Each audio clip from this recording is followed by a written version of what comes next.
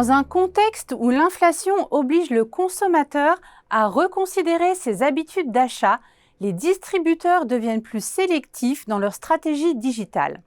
C'est l'une des conclusions de la dernière étude Xerfi Precepta sur le secteur du retail. Bien que les dispositifs omnicanaux restent la priorité, la fin programmée des cookies tiers recentre leur attention sur le e-retail média. De son côté, l'IA générative en pleine expansion ouvre des opportunités pour enrichir l'expérience et la relation client et demain pour booster la rentabilité des plateformes. Cependant, à court terme, tous ces investissements digitaux viennent buter sur l'inflation. Les marges des activités e-commerce en sont également affectées, rendant leur retour sur investissement plus incertain encore.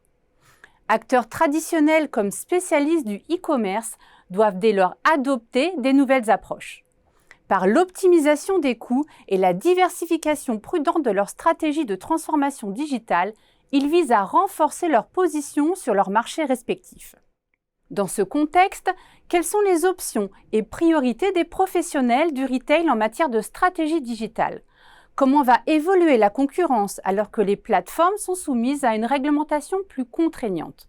Et quelles perspectives attendent pour le e-commerce d'ici 2025? Pour répondre à ces questions, l'étude Xerfi Precepta s'est largement penchée sur les stratégies de transformation digitale du secteur du retail.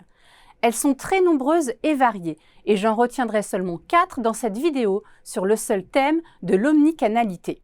Premièrement, le déploiement des dispositifs Web to Store afin de générer du trafic en magasin à partir des audiences élevées du web.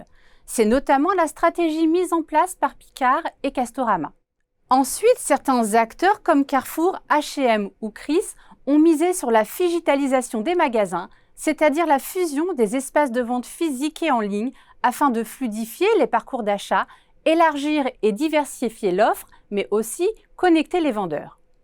Autre solution retenue par les acteurs tels Zara, l'enrichissement des applications mobiles afin de développer les fonctions in-store et poser les bases de magasins entièrement automatisées.